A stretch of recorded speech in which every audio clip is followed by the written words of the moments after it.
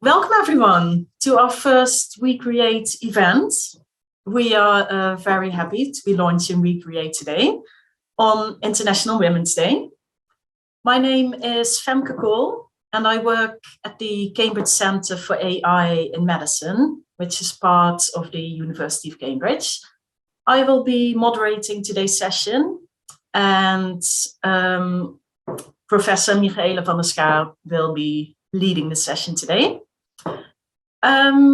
Later we will be joined by our wonderful panelists as well for a discussion, so I will introduce everyone to you a bit later. First, I would like to give you an idea of what to expect from today's event. So we have started WeCREATE as a way to encourage and inspire girls, female students, and young female professionals to embrace creative careers in engineering, computer science, applied maths, and similar areas. We know that girls or women can often feel like these sort of careers are not for them, but we hope to dispel those myths and change your view about these areas. And hopefully also by, by showing you and talking about the work that women do in these fields, we can make you feel like it's also for you and it's not out of reach to aspire to these jobs. We are going to do this by highlighting female role models. They each have their creative takes in their professional fields, which we'll be talking about later, and you'll have a chance to ask questions too. So after my short introduction, I am going to hand over to Michaela for her welcome presentation. She will tell you a bit more about WeCREATE and the idea behind it. We will then be joined by our panel for a discussion about their work, their background, and their experience as a woman in these fields. And at the end of this, we will answer some of the questions you might have. So during the whole session, feel free to post any questions into the chat box. We would really like to hear from you, and we would like to learn what sort of questions people have and what they would like to know, because that will also help us to plan our future sessions. So at any point, post questions in the chat box. We will then answer them later at the Q&A. If your question is for a specific person, please put that in the chat as well, because that would be good to know. Don't hold back any questions you may have. And then at around 5 o'clock, we will wrap up with a few closing words from me again. So I will now hand over to Michaela for her presentation.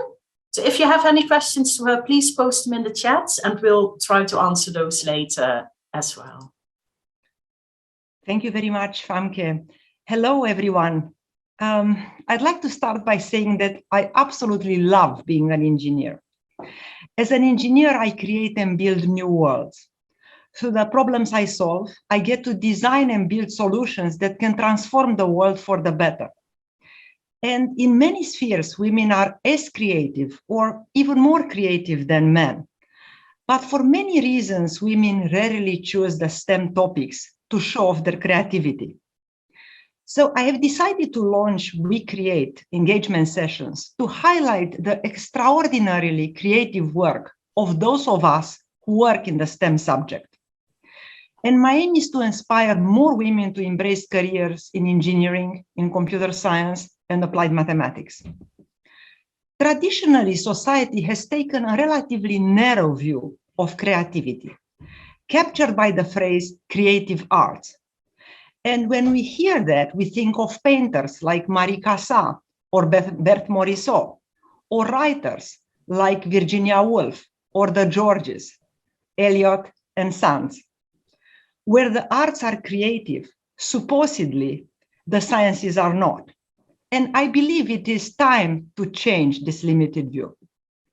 I'm going to use WeCREATE to show you the wonderful examples of the creative sciences, where women have built elegant solutions to complex problems using algorithms and systems. You will have the opportunity to listen to talks about a variety of exciting projects that our speakers work on. Ask us questions, interact, network, find out about opportunities, get inspired. And before we start, while this engagement session is mainly dedicated to young women, we of course also welcome men and anyone, whatever their age. The only requirement is to have a passion to learn more about this creative world, whether it's engineering, computer science, or any other field. Okay, so let us get started. Famke, back to you. So next up will be the discussion with our lovely panelists. I would like to introduce you to everyone. We have a wonderful panel with people who have different backgrounds and come from different places, work in different areas. We have Alize Pache. She's a PhD student in machine learning and a fellow at ETH AI Center in Zurich. We have Effie Tsamura. She's a senior researcher at Samsung AI Research. We have Ewana Bika. She is a PhD student in machine learning for healthcare at the University of Oxford and the Alan Turing Institute. We have Chen-Ying Hu. She's an IBM fellow and global science leader for AI for healthcare and the director of HCLS Research, IBM Research. And we have Tara Javidi, Jacobs Family Professor of Electrical and Computer Engineering at the University of California, San Diego. So thank you all for being here today and joining us for the first WeCREATE session. We are very happy that you've made time to join us here. And we can't wait to hear more about your background and how you've come to where you are now. So Michaela will be asking you some questions. I just want to remind all participants that you can post questions in the chat box as well. So if you think of anything, please feel free to post it and we'll answer your questions at the end of the panel discussion. So I'll hand over to Michaela for the first question. So my first question to you, the panelists, and thank you so much all for joining me. I'm really very thankful to you for giving your time to this initiative. So my first question is, can you tell us, maybe giving a couple of examples, how you think your work has enabled you to develop and apply your creativity? And I'm going to start with you, Tara. So this is a great question, and when I read the questions you shared with us, I was thinking the answer changes as you progress in your career, and so I'm gonna just focus on the latest that I could think of in my career. It's fairly later and I could think of earlier, but I will leave that to the other panelists since they're closer and hopefully their recollection is more precise. So one example that sort of is very close to my heart is I was attending a talk by a cognitive scientist. My own background is very technical. My work is in between electrical engineering and applied mathematics. I don't know much about biology and human brain and so on. It was just sitting in this talk. It just sounded an interesting talk by a cognitive scientist talking about how our brain processes visual information. And she was describing this, study that she was running with monkeys doing tasks and then be rewarded. So she's sort of interested in understanding how the reward structure will affect the way they operate or they optimize their, in our language, they optimize their behavior. And in particular, she was interested in the ways that humans, monkeys, animals use their eye movement to perhaps, look for a specific kind of information. And as she was talking about this, I started thinking, this is not only a question about how our eyes move, like how can we, think about any engineering system. When you think of sensors, there's some versions of the eye, and we have, as engineers, have ways of controlling these sensors modality. We often don't. We design the sensors and leave them in some sort of a design, and they collect information. But potentially we could do the same thing that our eyes are doing, which is for every task we sort of optimize what my strategy be. And she was explaining that as the monkeys get trained, they start really controlling the way they're gazing at the screen, both in terms of how they track, but also zooming in and out. And I immediately was thinking, oh, I could do this with cameras. And I'm a little bit obsessed. I have a multi-story house and I traveled a lot at the time. This is way before the pandemic. And I thought, this would be a really good way if I could, and one of the problems I have had is the security cameras cannot capture my house. It's a multi-floor house. And when I'm out of town, I had a lot of false alarms that the police would come in and they charge me for false alarms, some $100 or whatnot. So I thought, oh, can I just use this and decide where cameras should look at time when I get the first indication of a false alarm? Can I have the camera sort of look for potential behavior that I would think it's anomaly? And it's just, ways, and some of it is the benefits of being in an academic institution. I started thinking about this completely new problem, completely from a context that I was very unfamiliar with, and this is now a good 12 years of thinking about this problem and applying it in all sorts of engineering applications, from the ways drones can fly and look for, let's say, leak for environmental monitoring in oil and gas fields, to, the ways we build wireless systems and how you can actually control the sensors, the way we monitor traffic in the internet for anomaly behavior, and sort of it's endless. In fact, my students joke that any problem I hear nowadays, I turn it into this classical problem in the field of information theory and statistics. So I think this is a sort of a great example of just very few jobs allow you to just sit there and think about a completely abstract cognitive science problem and then translate it to real world technology development that my group has been able to do. So thank you, Tara, very much. So let us move to somebody in industry then. Janning, what about you? Thank you, Michaela. First of all, I really want to thank you. And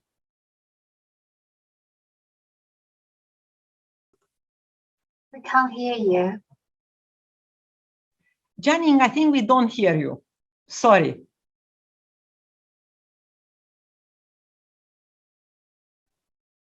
we could hear you at the start. Now. We can hear you now. Can you hear me now? Can you hear me now? Yes, we can. Okay, great. Wonderful. So sorry about that. I first want to thank you and Femke for organizing this event. I'm so happy to be a part of it. Now, in my case, I have always worked in industry research organization, as Michaela, you pointed out, starting at Bell Labs and now continuing at IBM Research. So to me, what draws me to industry research is the proximity to real world problems that it tends to offer. For some people, you have to be completely unconstrained in order to be creative. But for me, the real world problems are actually what inspire creativity. There's this old saying that necessity is the mother of invention, and that certainly applies to me. So one of the things that I have enjoyed most in the past 12 years or so of applying machine learning to healthcare is to work very closely with healthcare domain experts to really understand their most pressing problems, and then think of creative ways of bringing machine learning to bear to help solve those problems. So one example that I can share with everyone is the work that we have been doing with a foundation called CHDI, in finding cures for Huntington's disease. So Huntington's disease is a terrible, terrible neurodegenerative condition that is inherited with very complex manifestation across cognitive, functional, and behavior motor dimensions. And like all neurodegenerative conditions, it unfortunately currently has no disease-modifying drugs, right? So the focus of CHDI Foundation is to accelerate therapeutic discovery against Huntington's disease. And one of the many ways of accelerating it is to see if there are better ways of modeling the disease and assessing the progression of the condition, so that we can identify, biomarkers to be able to better stage the patient, to enrich clinical trials, which means to identify the right patients to enroll in a trial, so that we get the patients who are more likely to benefit from a new drug, and therefore we have better chance of establishing the positive effect in the trial if there is one. And it turns out that this disease progression modeling is actually very challenging, not just for Huntington's disease, but for most of the chronic conditions. And in the case of Huntington's, the foundation made huge progress over the last 15 years to engage the communities of patients and families and collect a lot of longitudinal data of clinical assessments throughout the disease course. But even when we have all that data, there are still a lot of challenges in actually building disease progression models from this data. Two of the biggest challenges is, number one, as I mentioned, the disease is complex, right? You have many multidimensional aspects of manifestation, and traditional statistical models have difficulty accounting for all of these dimensions simultaneously. And the second challenge is the data collected from multiple registries are fragmented in terms of, the particular stage they cover. So when we looked into this problem with the domain experts, we realized that a lot of the probabilistic temporal modeling methods, such as variations of hidden Markov models, could be very helpful here. So we came up with creative ways of training a continuous hidden Markov model that can, in some ways, stitch together data coming from multiple registries and capturing these multidimensional clinical measures simultaneously. And then we worked with domain experts to iteratively analyze and validate these models to ensure clinical meaningfulness. And we finally arrived at a 9-state model that was recently published in Movement Disorders, which is one of the top medical journals on neural conditions. And people are very excited because it's the first time the field is equipped with a comprehensive model that can simultaneously account for all the different dimensions of clinical measures, and also covers most of the disease progression course from pre-symptom phase to transition to late stage, right? And the most important thing is, in this case and in many other cases as well, it's not that you can just take some model off the shelf and apply to it. You really need to have creativity in terms of understanding how to address the specific priorities coming from each use cases. Yanning, sorry to interrupt. When I hear you talk, very interesting and very creative, but as some of the younger audience we have who still didn't decide which way to go, they may say, well, but these are problems that maybe if I become a clinician, I become a doctor, I could address them. Why become a computer scientist or engineer? Why do STEM to address these problems that you mentioned? Do you have any advice? That's a really good question. And I would say one thing with being in STEM and math and engineering and computer science field is actually the opportunity to work with many, many different domain experts, right? To address real world problems coming from many, many different areas and have an impact. And that to me actually is a very unique angle where it affords you many different ways of being creative. Right. And not only helping one patient at a time, exactly, but hundreds or thousands at a time. Exactly. Ivana, may I now turn to you? Of course, you didn't start yet your career. You are still studying for your PhD, but what about you? Sure, yes. So first, I also wanted to thank you for organizing this and for inviting me to be part of the panel.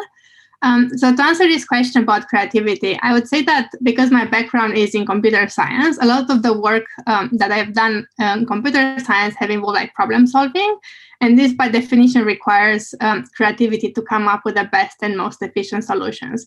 And this is something I have really enjoyed a lot while growing up and being in like secondary school and high school and participating in algorithmic competitions, being able to use this creativity to solve algorithmic problems.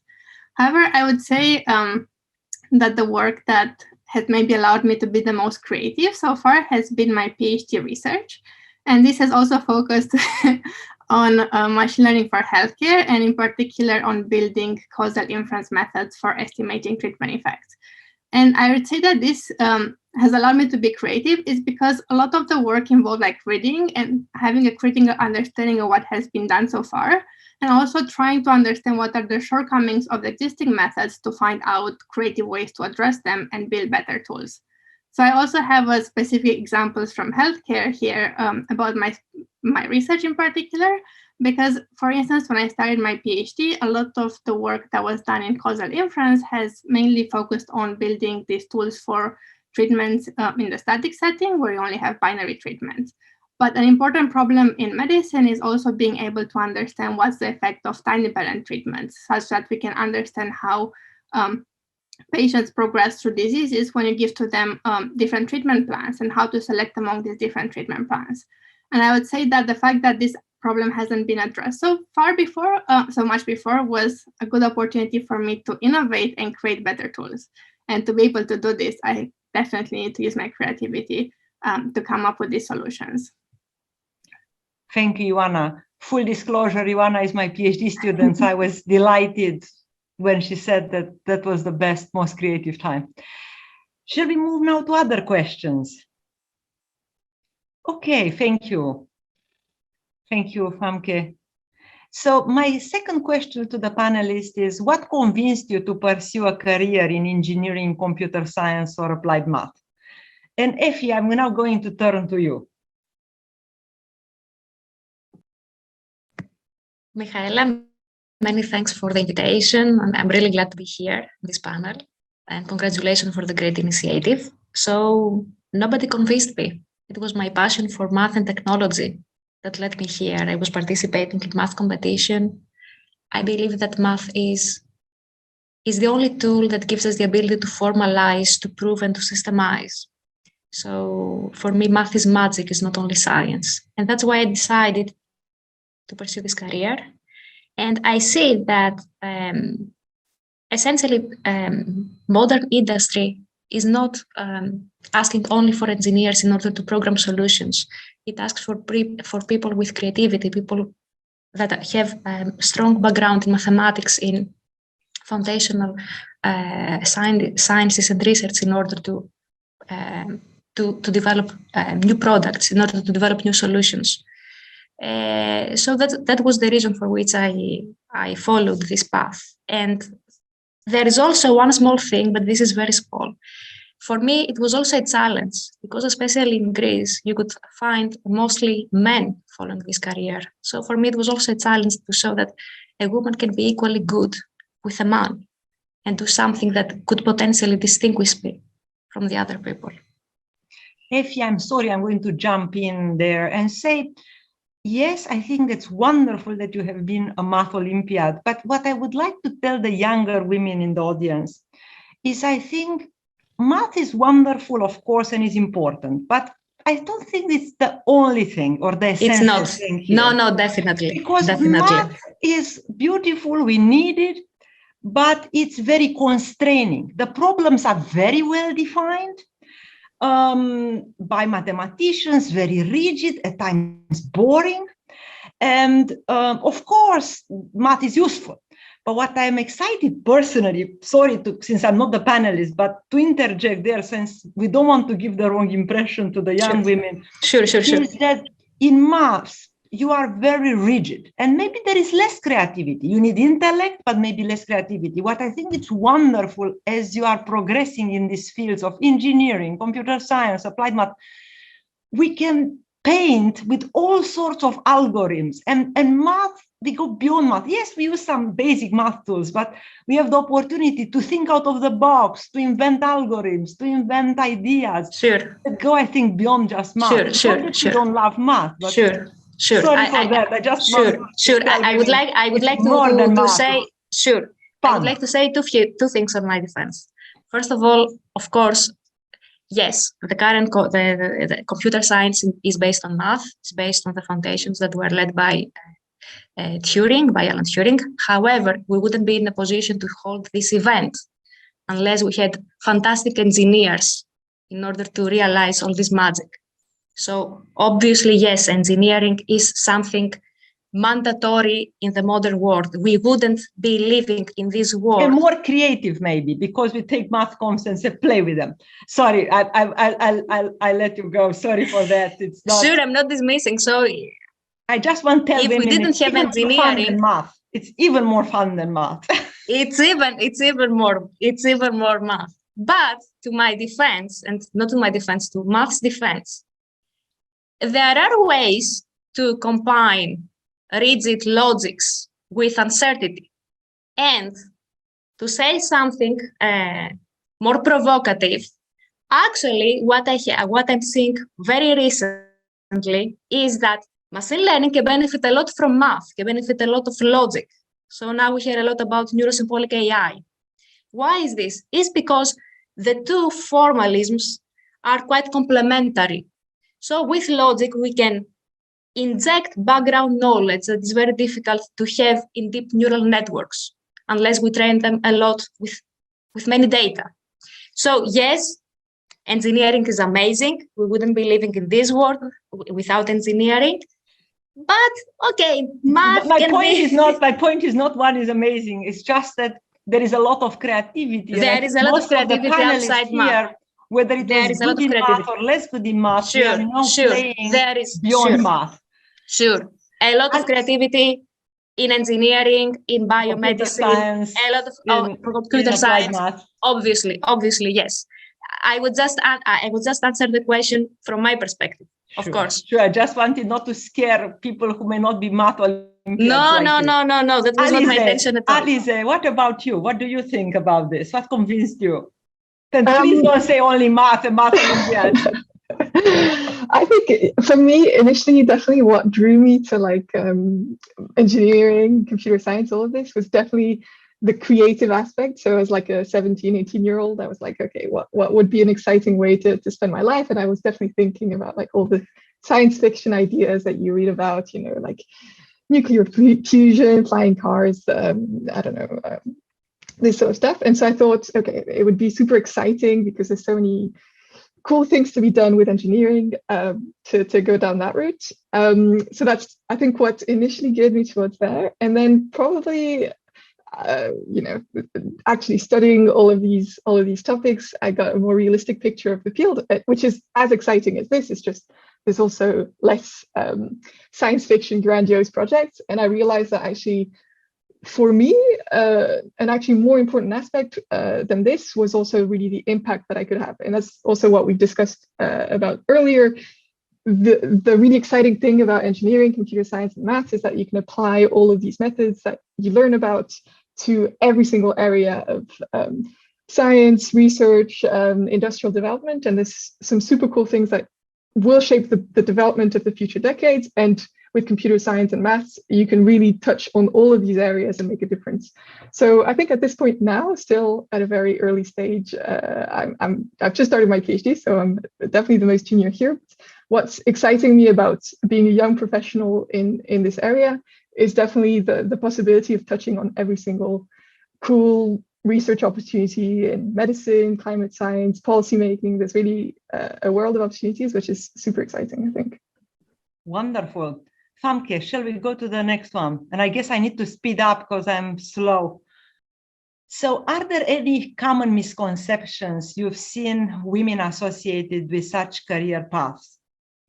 So Tara, can I ask you about this?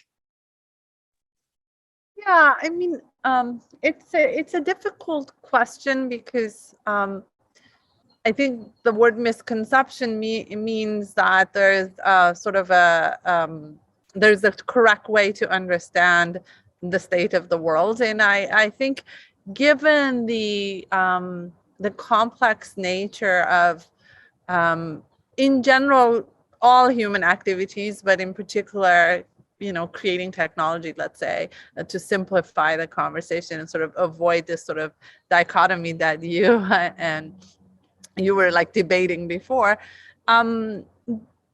The reality is that the truth is embedded in a social setting where, it's not clear what the true, if you remove all of the social context, it will be, but I think for me, the hardest is the concept, the concept of a sort of a single tortured soul that sits alone and,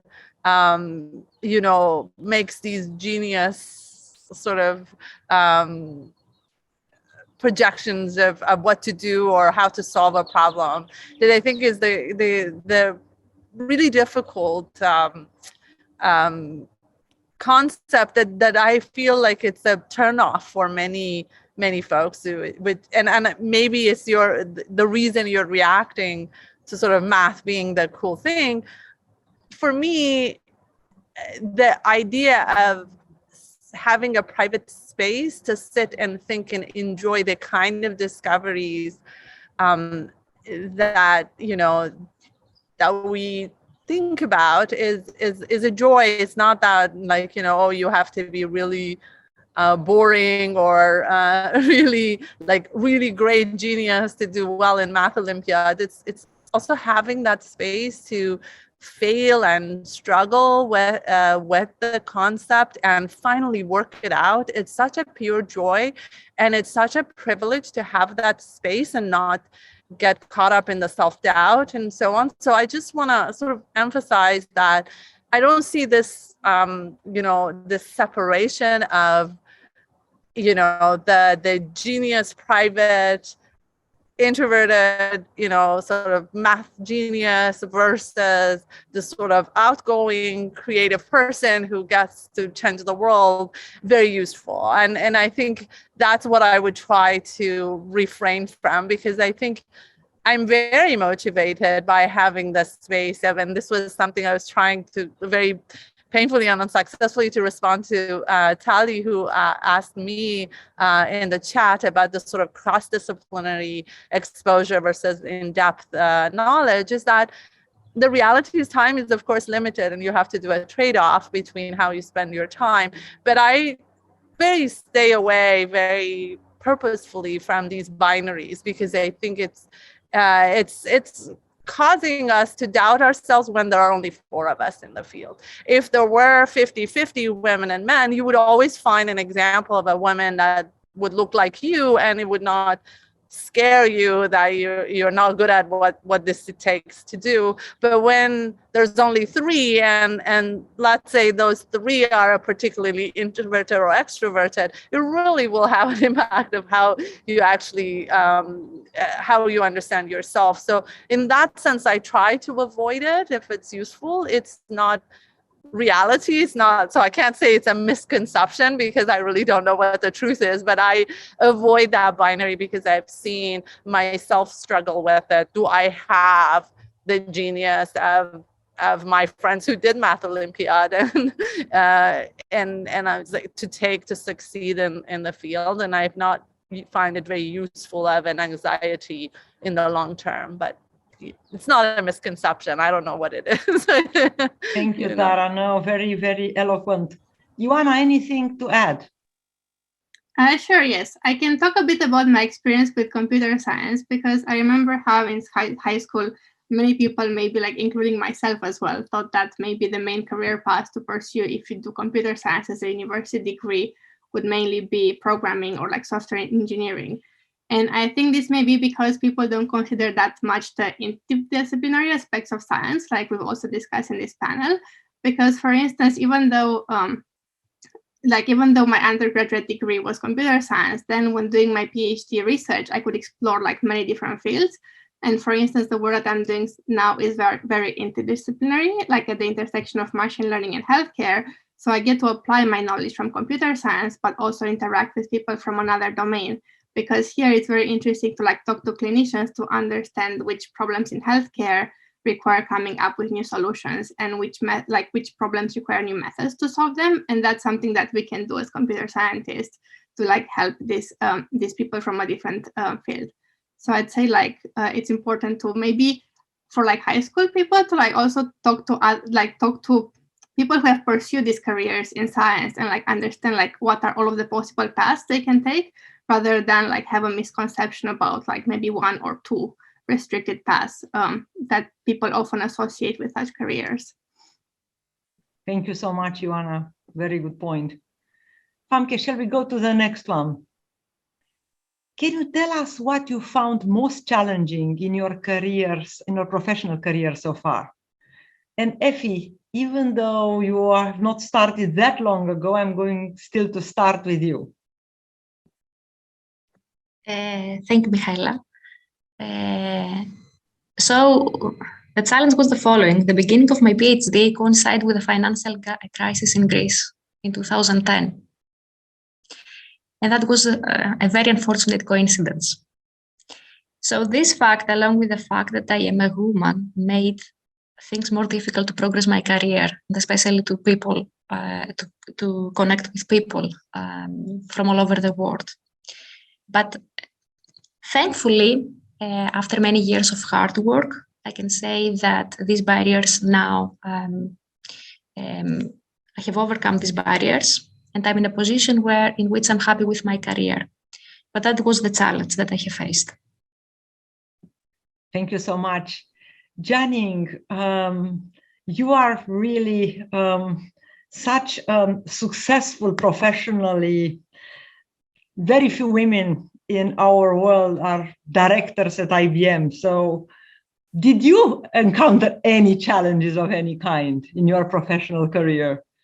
Thank you, Michaela. Certainly many, many. And probably one of the biggest challenges I can think of is to get my voice heard and understood. And so some of it is due to external factors, like, we have all heard a lot about what women have to overcome in a male-dominated work environment. But what I want to talk more about perhaps is also it has a lot to do with developing my own voice to effectively convey, my ideas, my vision, and my results. And it took me quite a while to actually find that voice. I started out being way too timid and differential and not giving enough credit to my own ideas. But then I also went through a stage when I tended to be a little too defensive. And I finally, at some point, I realized that I would be much more effective in getting my points across if I stopped being defensive. I came to appreciate that I'm most effective if I communicate with confidence, but at the same time also am comfortable with not knowing all the answers, with making mistakes, right? So bottom line is, take it easy. Everyone is ignorant of something and everyone makes mistakes. So I think finding that voice is probably one of the biggest challenges in my career. So wonderful and so powerful, I think, for us all. Shall we move, Famke, to the next one? So what kind of support or resources did you find most useful in your career path from high school to where you are now? And I'm going to direct this question more to the younger panelists, such that hopefully you can connect with some of our attendees. So Alice, can I start with you? Of course. I would say that the main challenges that I faced up to now were mostly, on the one hand, kind of daily struggles of studying STEM, imposter syndrome, this kind of confidence issues, general workload, these sorts of ideas. And on the other hand, also more maybe towards the later stage of my studies, the kind of uncertainty around job opportunities, possible PhD, the kind of decisions that I had to make related to my studies and my career. And in both cases, I found that really having a support network really helped me. So maybe for the first case, kind of day-to-day problems, having really a support network of people around me, having also people who do similar things to me, who are in a similar situation, other girls maybe who do a similar similar path of studies really help to kind of root the issues, talk about them, talk through them with people to overcome them.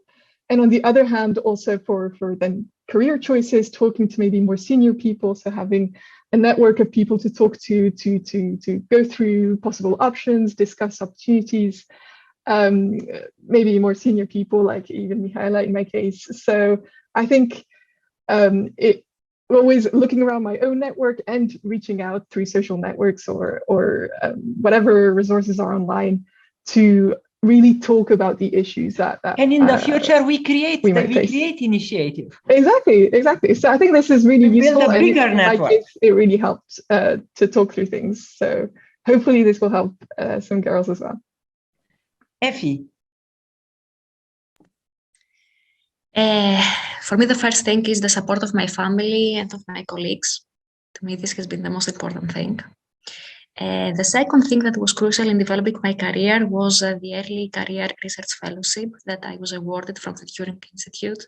And it would be amazing through this initiative, Michaela, to give the opportunity to have fellowships for young women. I don't know if there are many fellowships for young women. Okay, the Turing Fellowship was not about women in early stages of their careers, but it would be very important to give this opportunity to women, and especially to encourage them to follow this route of math, engineering, and applied sciences. And the third thing, which I found quite crucial, is very constructive feedback. So during my Oxford years, people were harsh. So I was getting much criticism towards my work, much criticism towards my ideas. And at the time, I thought that this was harsh and this was bad and that was discouraging. But actually, this was crucial in order to become better, in order to have better collaborators, in order to investigate more of my ideas, in order to explore new fields. So we should be open to criticism. And I know that this is a stereotype, but potentially women, especially women at the very beginning of their career, should not fear working and collaborating with people who have a reputation of being harsh and difficult. Because through these people, they will have the opportunity to become better. So in the short term, their life would be difficult. However, in the long term, this will pay off a lot. Thank you so much. So true, Effie. Ioana. So I agree with both Effie and Alice. I would say that I think the most important thing is like having professors and advisors that are supporting your work and that are pushing you to strive for your best, essentially. So I would start from saying, like, from high school, I have really appreciated the fact that my teachers have encouraged me to like participate in this like Olympiads in like computer science, physics, and math, because like this helped me to like get exposure to STEM subjects early on and like made me realize how much I enjoyed them. And then also, like, as Alice was saying, talking to older students to like seeing what career paths they took. And then, for instance, seeing older students like studying computer science and like hearing them like how much they enjoyed their work, like, was really motivational for me. And then also I would say being able to like explore various opportunities and various courses to like understand what you like the most, because I only realized how much I like research was by being able to do my master's course that involved a research project. And then that point when I was able to explore all of my ideas and be able to be creative, that's when I realized I really wanted to pursue a PhD and have a career in research. And I also can't like not mention my PhD advisor, Michaela, because I think she has helped me a lot in like the way I think about problems and the way I approach these research problems and like how I am able to like come up with creative solutions to them. So I think like for PhDs, I think it's very important to find an advisor that helps you enhance your creativity and that pushes you to like achieve your best. Thank you, Ioana. I'm blushing. Famke, final question for our panelists. Would you mind? And since we have limited time and I want to give everyone else the chance to ask questions, I would like to ask you to give no more than 1 minute answer. What advice would you give our audience? Janine, I'm starting with you. All right. Thank you, Michaela. I'll try to be fast. I guess I'll say three things, again, very fast. First one is follow your passion. I, have always been interested in science and engineering as way to find, creative solutions to challenging real world problems. But I really didn't truly find my passion until I got into healthcare, applying machine learning to healthcare about 12 years ago. And I really devoted my body and soul to it since then. And that has by far been the most satisfying period of my career. And number two, which I won't elaborate too much on, is to be fearless when it comes to pushing boundaries, not be afraid of taking on something that's completely new. And the third one is just really delighting learning. I think, math, computer science, and engineering really provides more opportunities than any other field, in my view, to learn and challenge and really delight your mind. Wow, so wonderful. Tara, I'm coming to you. I guess the advice I have is if I'm just assuming that people who would be looking at these careers, this is their passion. I agree with Jianying that if it you should really follow your passion. But assuming that that's your passion, if you ever encounter a difficulty, verbalize that. It's very likely that you're not the only person who is experiencing this, and that's sort of building a community where you feel safe to say, I feel undermined, I feel questioned with no reason or whatnot. That gives you a sort of a sense of reality that often I have found, oh, this is not only my problem, this is a problem that others have encountered. And then with that realization, there are resources that you learn about. So fortunately, we live in a world that there are people that are committed, like Mihaela and Femke, to think about providing resources to address the structural inequities that really we find ourselves in front. So just verbalize it and look for resources, and hopefully, you'll with the strength in yourself, you can get over the challenges. Thank you, Tara. Effie.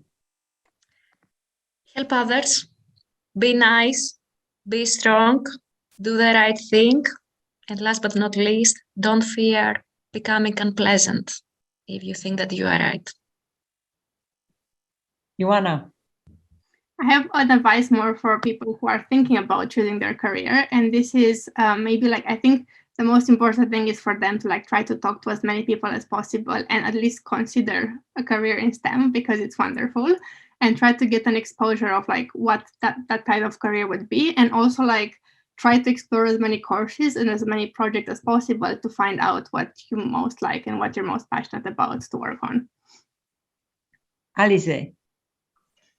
I mean, all of the advice being given is already amazing, and I totally agree with all of it. And what I'm going to say is probably going in the same direction, is just, to go for whatever you might have in mind, whatever you dream of, just go for that job, reach out to that person that you would like to work with, and more often than not, you're going to get what you want, and encourage others to do the same. Wonderful, thank you so much. Famke, I guess we can now take questions from the audience. Yes, thanks everyone. This is really inspiring. We have a few really good questions in the chat. So I was just going to ask people to unmute themselves to ask their questions. We'll have about a minute per question to answer these. So the first question was from Gemma. Gemma, would you mind unmuting yourself to ask your question to the panel? Yes, no worries. I hope you can hear me. And if you can okay. come on video, Gemma, we would love it. But you don't need to. But I will attempt to do my best on that. No, it's great presentations, everybody. Great to hear all of your thoughts on this. So recently we were having a great big long discussion where I work about whether people who aren't in STEM can be innovative. So it led to the discussion is, what is the difference between innovation and creativity? Is there one? And I just wondered if the panelists would like to have a say on that.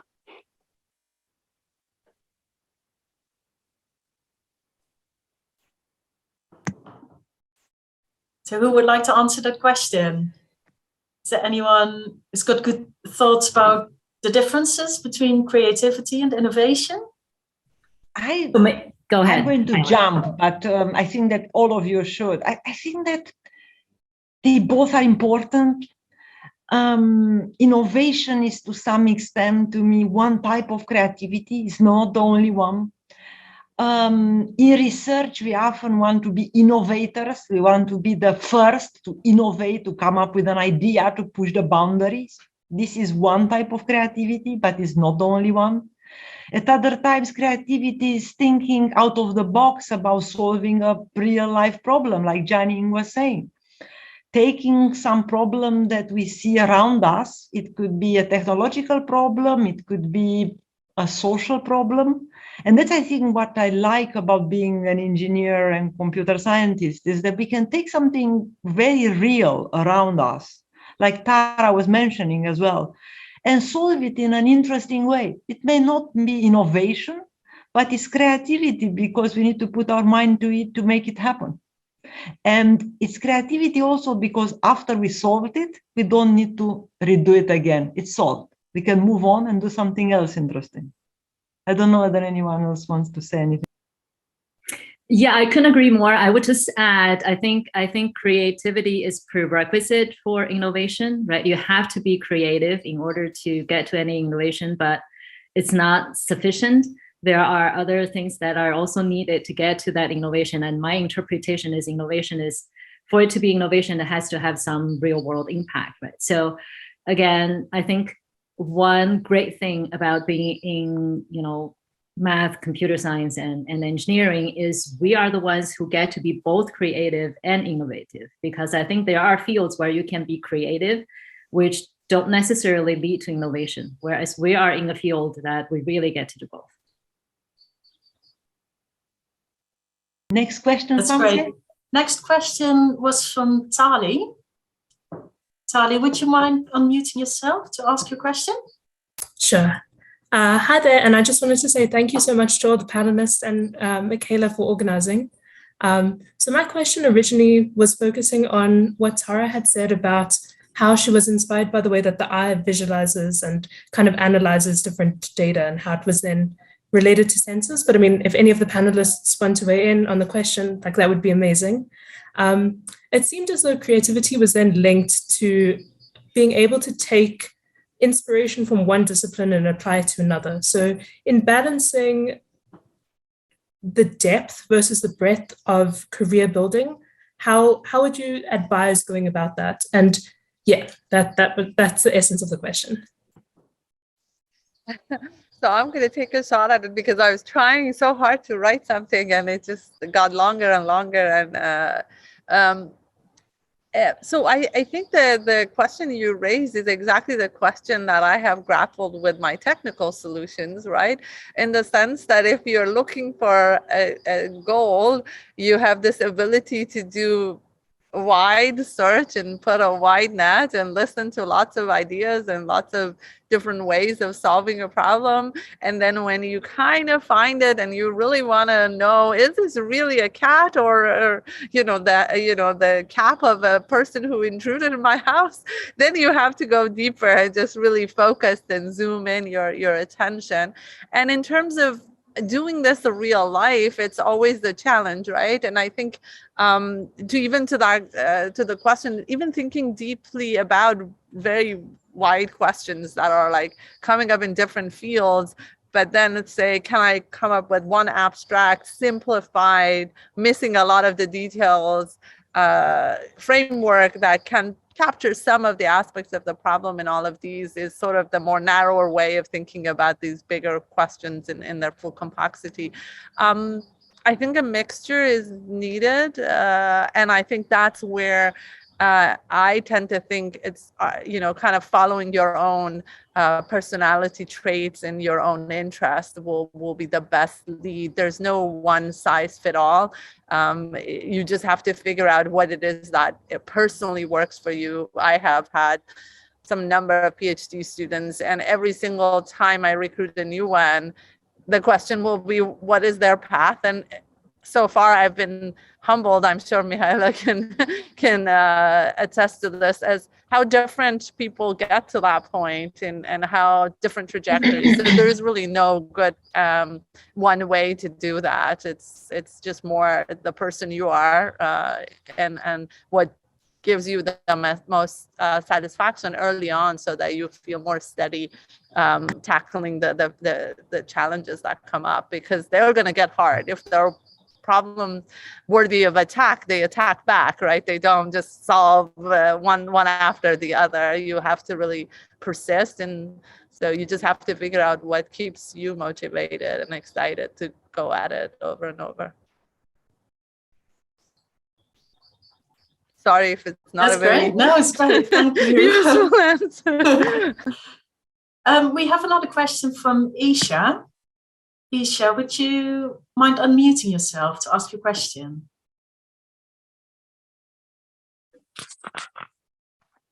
Right. Can you hear me? Yes, we can hear you. Thank you. Yes. Okay. So I wanted to ask, as everybody has such strong successes here, is it ever okay to fail, or rather to not fully succeed in what you're doing, and to just take that mental break from all this hard work? Yes, absolutely. And in fact, I was trying to not talk too much, but I was thinking a very important part of creativity is failing, and being comfortable with failing, and learning how to fail. It's almost like as you age, I was looking at a schedule of classes in my gym, and it's like how to fall. There's a classes how to fall so that you don't hurt yourself, right? So I was thinking there should be a class on how to fail for students, so that you learn, because I personally feel like every time I didn't fail and I got lucky and succeeded right away, it was worse for later on when I had, it's almost like your immune system built up. So you should be comfortable with failure. And that's what I was saying. You should be comfortable that enough, but that you come back to it, because if you don't fail, you haven't tried something interesting, right? It's like playing tennis. Yeah. If you don't miss the ball a million times, you won't become the best tennis champion, right? Right. And on that one, I need to jump in, because it's such an important one. Thank you, Esha, for putting that question. One thing that's good about getting older after your study, in your courses, if you are now still taking classes, whether you are in high school or in undergraduate studies, or you need to take a certain number of classes and pass them to move on. But what's great about finishing with studying is that you fail, but you also, in this way, you discover certain things that you can redo again. You can do them differently or avoid them altogether. I was for quite a number of years a professor in engineering, and I used to be telling my undergraduates, I used to hate a certain set of classes as an undergraduate. I was not good in them. I didn't like them. But you know what? After I finished, I didn't need to care about them, and I could focus on what I do like and what I do enjoy. And yes, certain things will get stronger, but certain things you can avoid altogether and focus on what you do like and build on top of it. That's the great thing about being done with studying. Sorry for being boring, but that's the good thing. So you don't need to be good in everything. Don't think that you need to be good in everything to enjoy it or to be extraordinary. You can be extraordinary in this and very bad at some other subjects. That's absolutely fine. This is the good thing about growing up. Yeah, I fully agree with that as well. We have time for one last question. We're overrunning a little bit, but people are hanging on. So I think we'll take one more from Lingan. Lingan, could you unmute yourself to ask a question? Yeah, okay. Can you hear me? Yes, we can hear you. Thank you. Yeah, thank you. Thank you for your event and everyone's effort for helping the people. And my question is, what's your advice for people like me who is basically have a goal or have a kind of passion to pursue in such field, related field, in such like I'm I'm more interested in network science, but I'm not this background. Background is in different areas. So if there's some kind of women in such kind of career switch, do you have kind of advice or how to find the right community, the support network? Do you have any advice or guidance for people like me? I think I'm not the only people who is thinking about this transformation. Thank you. Can somebody take it? Otherwise, I will take it. Let me start and hopefully. Go ahead. Tara, go for it. I just wanted to say that you're absolutely correct, and that this is not only you. That's what. Thank you for verbalizing this. And there is an interest, and I think because we develop our personalities different times, different socioeconomic backgrounds. There are programs, at least, that are being developed for students who, we call them non-traditional paths, that they would want to come. So my suggestion is look locality-wise. If you're attached to a particular locality, try to identify resources that are available for finding the pathway, and that usually means taking a few basic classes to bring you to the point that you feel comfortable you can apply, and then get resources in that sense. So but I want to emphasize that this is a realization, I think, worldwide, that if we want to increase the number of women in STEM, we have to create more sort of pipelines. And I think that thank you, Tara, for that. So another thing to say about this, Lian, is, as was emphasized by all the panelists, what's interesting here is this interdisciplinary. So, and as Ioana, I think, most eloquently put it, it is not only about programming, or it's not only about engineering in a certain way, or maths in a certain way. It's about engaging with a certain domain. So if you are passionate about something, I don't know what it is, education, the climate, a smarter planet, you can get involved through your knowledge, through your passion, and then learn something about maybe programming, computer science, engineering. So those skills can come as a secondary aspect, but you can get engaged with them and use your current strength or passion and add programming and engineering to enable you to make a change in that area. So don't be afraid, don't feel that you have nothing to bring, that you need to start from zero. Instead, capitalize on what you like, or what you know already, or what you are passionate about, and bring these other skills in such that you can transform that. Excellent. And I guess I would just add to that, to what Tara and Michaela said, right, is one thing I would say is, don't feel that you have to learn everything while you're in school. You have to get to learn all of these, even though, as Tara mentioned, it's wonderful that schools are working to offer more of these cross-disciplinary kind of opportunities. But do keep in mind, you all have a lot of opportunities to learn after you start working as well. And one of the advice I give to people when they try to decide where to go to work is, to me, the most important thing is go where you can continue to learn. Right, where you have other people, other coworkers, where you can see that there will be opportunities for you to grow, to discover different areas, different viewpoints, different angles, and picking up new skills altogether. Okay. That's great. Yeah, thank you very much. Thank you for your advice. And may I ask another question? That do you have a kind of, how can I put it, community or resource? I feel like I have some friends who have similar question, a similar problem to have the career switch, but basically we feel very isolated.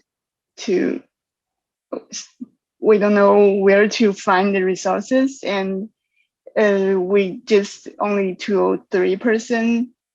So for women, it's like basically this is what it is.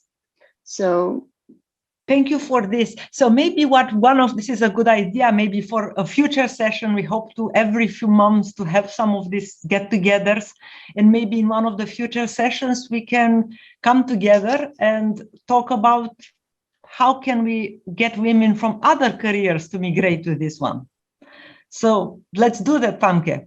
Yes, yeah, that's a very good idea. So but in yeah, I think maybe we can finish today. But yes, we'll get together again, Lingan, and we'll take this as an action point.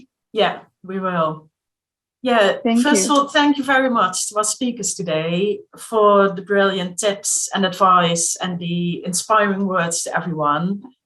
Thanks to all the attendees as well. We hope you really enjoyed our first event. I just wanted to mention we have a second session on June the 8th. This will soon be up on our website. And if you have subscribed on the website for updates, you will get an email about this. Today's session will be uploaded to YouTube at some point next week. We will follow up with an email with the link as well. And we will have more WeCREATE videos up on our website soon. So yeah, like Michaela said, we would really like to hear your ideas for future sessions. So we're open to suggestions, and we would like to hear from people what they struggle with or what they would like to learn. So you can email me. My email address is fc414@cam.ac.uk. We are also looking for WeCREATE ambassadors. So if you want to be even more involved with WeCREATE and join us for some brainstorming sessions and to help us to develop WeCREATE further, then please drop me an email, and I'm happy to talk about this with you and see what we have in mind to grow our community and our network.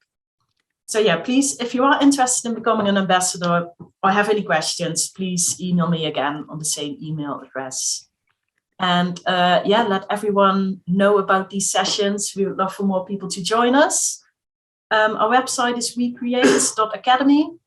So please help us spread the words. And yeah, thanks everyone for attending the session. Thanks to our wonderful panel for your contribution. Thanks for sharing all your questions with us. I'm sorry we didn't have time to go through them all, but there will be more sessions in the future. We hope you enjoyed it today, and we hope to see you again. Goodbye for now, and thank you very much.